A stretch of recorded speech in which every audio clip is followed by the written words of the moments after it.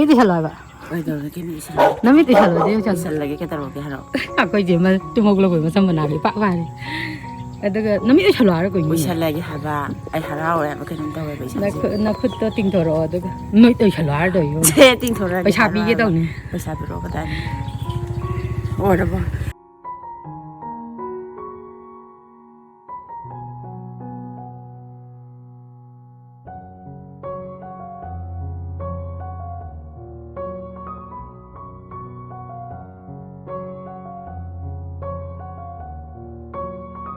Paredak ko! Ay, paredak ko! Sisikap. Sisikap ko. Ito ya, ito.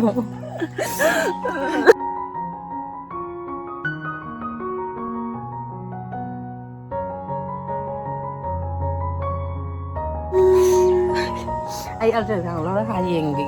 Chỉ đã ta không mà ultrasound ta làm gì? Gì ta làm được.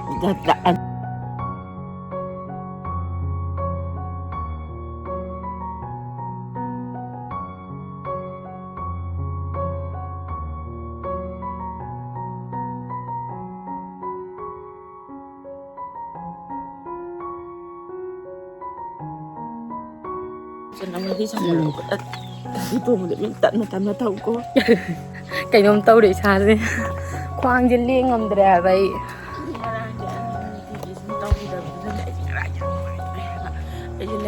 nakalaga sa pinahaba ato sumlay kita ramay nakaw na lay agtra dai ay sino mi sila lay ro lagi mahip lo sa ito lay ra ay lagi ay wa kan mane mayam ai se ai hinga tu mam sabam khang dre ba ko wakhal se haidi pakhat boy harau boy pukning nungsi boy ko aduna hujik je ai hujik doctor cha kena lo chamba lo ra thola bani pung di manga kak ta da ngai ni doctor thong hang gadra di khang de ba ko mya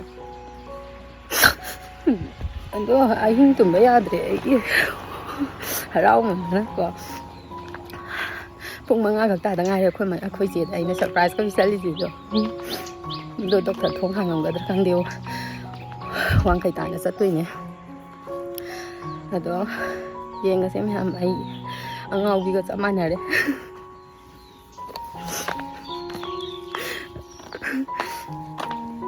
saksi ju kai mom tawre mya ma khoi ta mo ngai ri khoi ta mo jam ku ye ai khang de da ngai ba kam ta ngam de ti sung ga de ha thua tu ye salak pe kai nom tawre amam ba da ai ayung an ta ni na kem ke de ko me hay giờ khoang cái chuyện bên nó xui lôi rồi cô qua bên nó xui lôi rồi đó mình làm không để ai tum và xui già rồi đó này anh ta hậu cái là cái này lôi chả là cái này anh hậu bị động này anh coi chắc chắn là lấy đi coi tao muốn ngay Ma'am sigi video se khar koira video idui ne ko aina matang sa da thaga ke na hange thaga tagai thamak pani do ngasi di thaga le ma'am adu ma'am akhoi magi reaction di low bangam ja hodre aina iche da haido am ganu ko na hairaga haide khoi ma do aina hospital de chatna ba tholok da ma tum ba ho lodri ba do na hodok pira roi ge hala goina hairage khalakan akhoi che da haido am ganu ko ara khoi che jo harau man da na loi haidok le rame aduga tamo gi reaction jo khoi che haidi reaction do low nang hodre ba haide pakhat poi harau be pungning si boi kapminna re ba ibani je ngau bi cha manara ga ni ibani no hospital ta na se lei je ko coi tao rồi mẹ ai hospital yêu rồi có ai hospital đấy yêu đấy pung đi tarung makai khak ta da ngai đi ticket ti pung tare makai doi de gi thao ni yeng na pung tara da đâu về ko hospital yêu đấy ni ka nam thang ha tari mai ga than ri ko ni da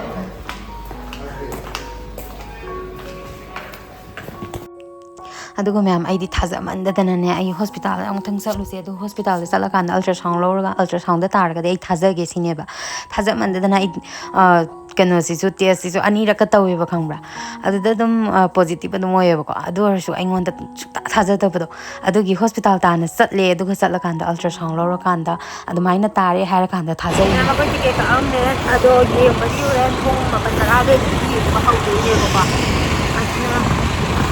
hospital na tuloy ang ari sa atin pangkat na rin po yung da sangaga yung doon na kotharo gige diba karen kung mapandara doon na mula aja hospital da baka sang gige na yung baka sangaga ꯄꯣꯊꯥꯔꯨꯈꯤꯒꯦ ꯏꯁꯥꯁꯦ ꯌꯥꯝ ꯅꯨꯡꯉꯥꯏꯔꯛꯇ꯭ꯔꯦ ꯇꯟ ꯆꯥꯕ ꯆꯪꯉꯛꯏꯅꯦ ꯇꯥꯃꯣ ꯏꯕꯥꯅꯤ ꯆꯥꯛ ꯂꯥꯝꯃꯟꯗꯅ ꯆꯥꯛ ꯂꯥꯝꯕꯣꯏ ꯀꯩ ꯑꯣꯏ ꯑꯗꯨꯝ ꯇꯧ ꯂꯩꯔꯦ ꯄꯔꯣꯊꯥ ꯄꯤꯖꯧ ꯍꯥꯏꯔꯒ ꯑꯩꯈꯣꯏ ꯇꯥꯃꯣꯁꯤꯅ ꯇꯟ ꯑꯣꯏꯅ ꯄꯤꯖꯔꯦ ꯃꯥ ꯑꯗꯨꯕꯨ ꯀꯩꯅꯣ ꯑꯗꯨ ꯀꯩꯅꯣ ꯏꯛꯂꯣ ꯑꯗꯨꯕꯣ ꯍꯥꯎꯕ꯭ꯔꯥ ꯃꯃꯥꯅ ꯄꯤꯖꯩꯔꯥ ꯌꯥꯒꯦ ꯅꯤꯅꯦꯅ ꯇꯟ ꯂꯩꯔꯛꯄꯅꯤ ꯆꯥꯔꯨꯔꯣ ꯅꯤꯅꯦꯅꯅꯦ ꯇꯟ ꯂꯩꯔꯛꯑꯦ ꯌꯥꯒꯤ ꯁꯦ ꯍꯥꯏ ꯑꯝꯇ ꯇꯧꯔꯣꯁꯦ ꯍꯥꯏ ꯑꯝꯇ ꯇꯧꯔꯣꯁꯦ ꯁꯣꯝꯗ ꯚꯤꯗꯤꯑꯣ ꯒꯨꯗ ꯕꯣꯏ ꯅꯨꯡꯁꯤꯕꯤ ꯑꯝꯇ ꯇꯧꯔꯣ ꯅꯨꯡꯁꯤꯕꯤ ꯑꯝꯇ ꯇꯧꯊꯣꯛꯈ꯭ꯔꯣ ꯅꯪ ꯀꯩꯝ ꯆꯥꯗ꯭ꯔꯦꯗ ꯍꯨꯏꯗ ꯂꯣꯏ ꯄꯤꯖꯊꯣꯛꯑꯦ ꯊꯣꯏ ꯂꯥꯛꯑꯣ ꯁꯤꯗ ꯑꯝꯇ ꯂꯦꯞꯄꯨ ꯂꯥꯛꯑꯣ ꯃꯌꯥꯝ ꯑꯩꯈꯣꯏ ꯊꯣꯏ ꯌꯦꯡꯍꯜꯂꯛꯀꯦ ꯌꯦꯡꯉꯣ ꯌꯦꯡꯉꯣ ꯌꯥꯍꯧꯏ ꯊꯦꯡꯒ ꯌꯦꯡꯉꯣ ꯍꯧꯖꯤꯛ ꯄꯨꯡ ꯀꯌꯥ ꯇꯥꯔꯦ ꯇꯔꯦꯠ ꯍꯦꯜꯂꯕꯅꯤ ꯅꯪ ꯅꯃꯤꯠ ꯂꯣꯏꯁꯜꯂꯣ ꯀꯩꯒꯤꯅꯣ ꯅꯃꯤꯠ ꯂꯣꯏꯁꯜꯂꯣꯕ ꯈꯨꯠ ꯇꯤꯡꯊꯣꯛꯑꯣ ꯀꯩꯅꯣꯝ ꯄꯤꯕꯤꯒꯦ ꯃꯁꯝ ꯃꯅꯥ ꯏꯐꯥ ꯐꯥꯒꯦ ꯌꯦꯡꯉꯣ ꯀꯩꯅꯣ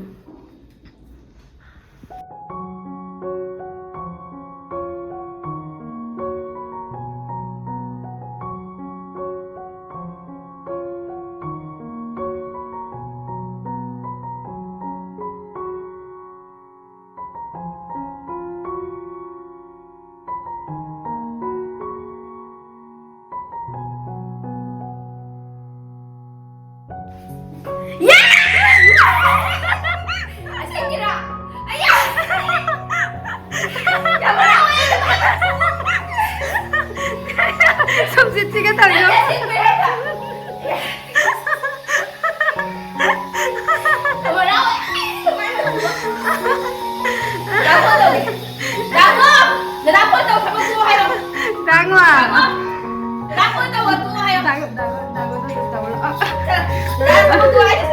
Dangwa, minta salah. iPhone di. iPhone.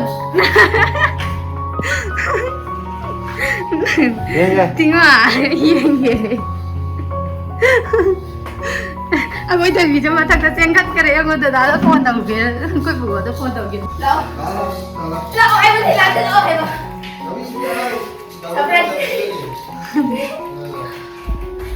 Lah, ni apa? Bro,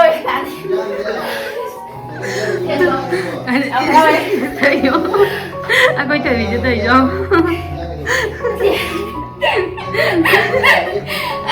Kok kayak jauh? Ada hai lo apa?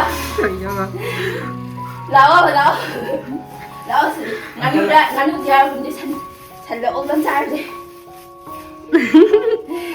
Nganu đi.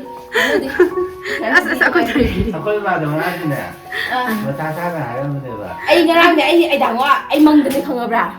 Ai quân hay cái đàng hoa hay cái. Nang kai tahu hai berum matak tu tong khat lai ram yong ne. Tamu yong om ta. Matak tu kakak la tuang lai ram hai ba. Tama. Ya pau pakai ni cái này. Cái nào ini cái đâu à? Nami sana. Sana tu penting thong. Cái đâu quay đâu khai. Sana tu penting thong à? Đi. Sakali.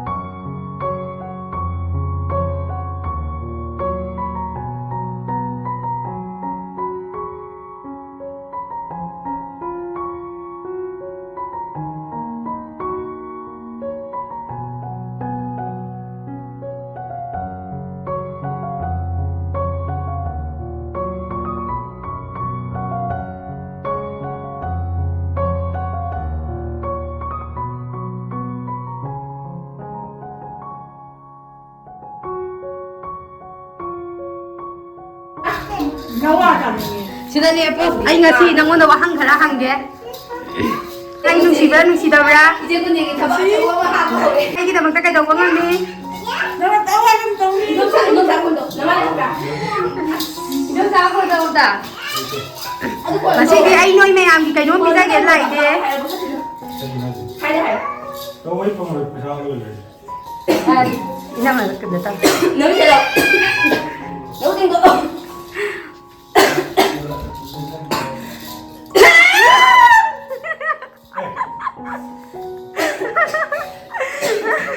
그래 그래서.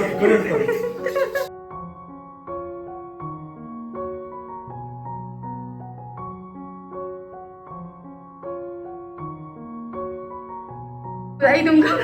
Inom ta ko daw mit lamda.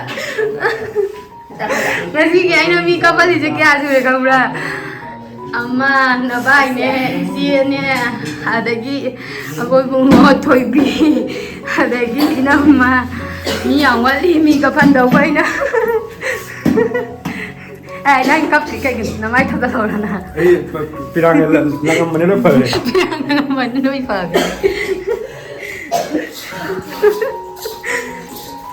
Una. Galay galay. Kabal chong ma sa twa. Tàu jo serang ju chala kai man tai ba. Inama. Pau si ta ba kai phao e. Gặp Hà Lan đi ăn ngày là nhưng mà thùng có chạm vào này. Nang dia. Ta ka din dai. Nang dia. Ai không đây buồn hả cái ai không đây. Ay ya tazo da hay ta re. Noi na ba ji pe chalo pe patang ni doctor chau gi dam. Pe kuan jal la ma thoi no. Hindi mo bang dure ka mo si kuya ya. Na bai do na nang pa ka sa ma na ka ha nang kuan jam ma da. Mẹ mà ngồi chứ doctor đã sang một tàu bên này có gì xem đó पैसा lâu thuốc sang bên này पैसा áo đây chỉ nên đấy là lâu đấy các bà sang một sangนี่เดินไปจะแก่หนูแก่วันนี้หนูยังให้วันละที่มาซาเซนตียิงดีร้อนเนี่ยแม่ไม่ให้ได้เลยไปตั้งไงเนี่ย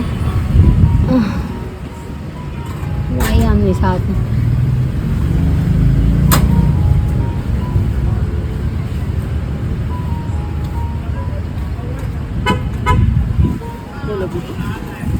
क्या तारी ने शाम का हुंपू अदुगा them जे क्या ओलिनो तनी मरपू कुमला सुम मन मानब्रो दम कुमला न तनी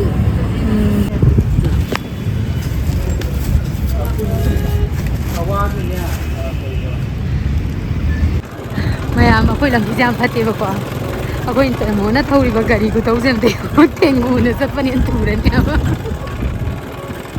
तेंगुना चटपनी हेना यांगनी हाबदिदि अब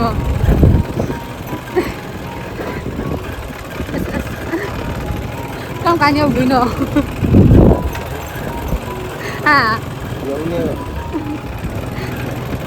सुखा Chhatre Minu बानौ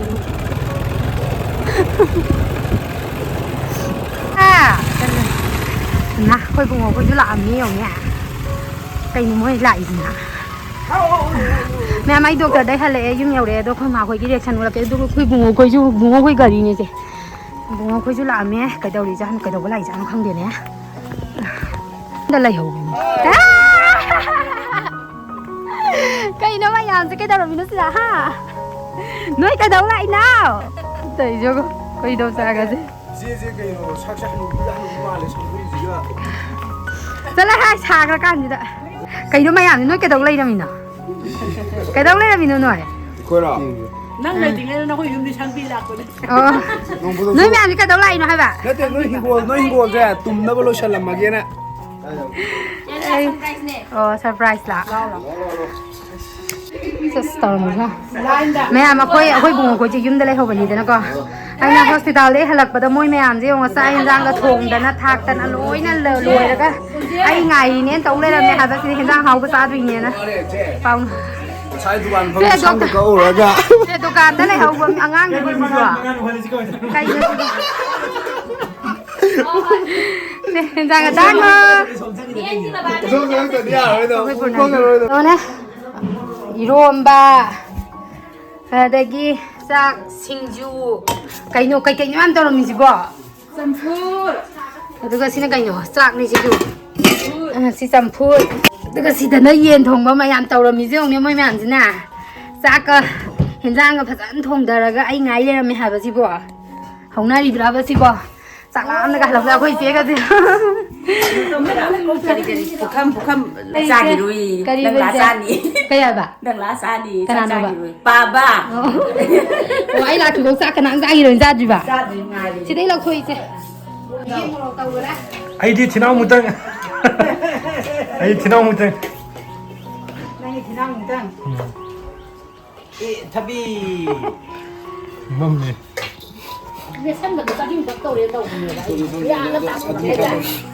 Puna how bro? Yes I. Yes ka. Sakti kan dore. Kanya ito. Ilu iba. Jelas. Nabok thua mo. Ini ngasih di mayam saroy. Mayam. Ingit tawa. Mayam saroy.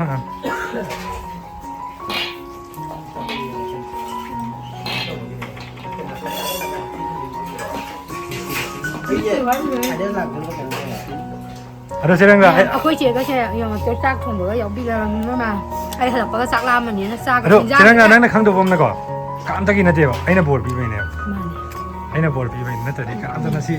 Man man. Asin mo je mabu patta ngate ne. Aina thamoi seng pi bai ne. Sak la ma ga hala pa ma ko ma. Ini mai tuan apa ge? Sabun je na sa ge. Nang he to kai neng ge. Kai no to ba? As khamena simbi ma sa myam je oi he pu lai jong nya. Ai ya je na mo khre da. Ja sai da pham ro so. San mai di kani na ba ma pa lo ro bani na. Em tak tak ba hong na re khoi ba si sa re khoi ma sa re inum sa sa ri. Adagi akhoi inam ma isi ani. Ayah. Cara ka. Hai sida sida ka nai no. Oh nang tongali ra. Ako inam ma di ma nga yen sa ba ya di sangwon jen je nga yen he le aduna. Don ba di ka da. Sinjujiga sampujiga masa gi daure. Askem sa re di inam ma di nungai ti amna.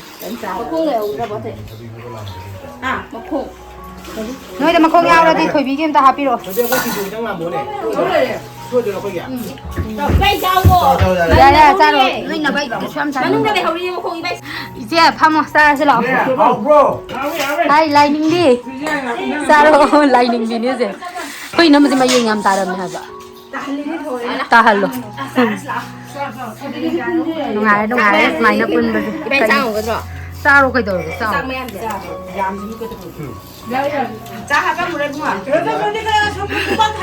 Akhoi myam de nungai ba phang do koi na sak sara ma smai na bungo na sin bi de henjang haw ba lai bi da na koi ina ma koi ade isi koi nom sa koi myam na thoi bi koi myam na sin bi ri jong akhoi dang ngo di ngasai sa thok re ma do sak lam na ma sa thom mani na ko koi dang ngo di ngasai na bi ja gre ma do samman gre na ai gi ka da phen hum ma ga lai ri koi purna su sa gre dango su sa gre ado me ama koi ba ga mami ri ga do su yaw ga dong ne ba ko moi ju jik lam ara pa loi lai gre ba Ai la online da hai. ma la ka bra Khang di ma do usop sa ki bin ba ko ini gi usop da bok ya. ado baba do su pau do khang da ba ni na ko ma do ngan ta na reserve sa thok re ba do na lam ara pa da lai da ba ni na hore nung dang man la ni baba koi su Por thang ai. no nang ye li du ba Che ai. Da ro. sa ingonda su pira ka do jage pira adune ma khamen chin bi kan ne ye li cha wo na cha ka as akhoi che gi ju thung ga re hoji ama wa bobo ke ba som da ma wa le ni ne ge ma wa le si ni ne ge Sakai di. sida ni ne sida le de chin ni ne le de tu ni ne ge Ai ga da. As. Kaya, Kakak ko iki mo yelo. Papa gidi, papa kakak gidi. Mamo gidi kada. Mamogi ya. Wala rin ba? Matang ni man yelo iche. Nanggidi. Mamogi tao ye. Nanggidi. No. Pupugi siya. As pupugi yel.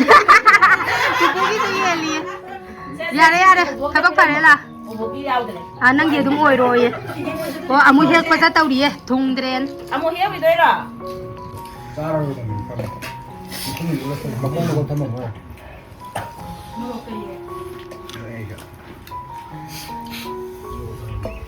Namaga kanoga Gillespie ga sakhi dawre koi nama thabak lai ye. Amari thabak sa tawina nungdang duty lai.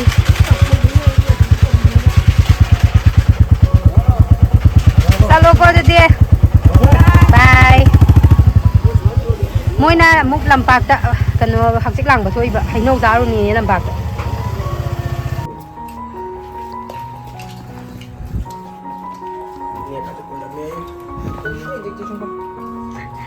Sa koi sakhi dawre me Satu bubuk pai bira ke piru apa hal lain ya di situ. Kadai sai du pai bira ai pai bira wis. Coba. Ije na bai sai ije ni ma hai. Sai du piro apa bon du ka. Mai pe ma pot kam da sithan anda hoya ponte. Sa iso kayo gaya sa diri ya. As. Namodi pore hai ka na da. Ah, Dangwa. Chalo ko. ko. Smain tawdana moisu harau hangare mayam adudi mayam mathangi video da mung thengnar je video se nungai biraga di like share subscribe tawbiramu mayam bye bye.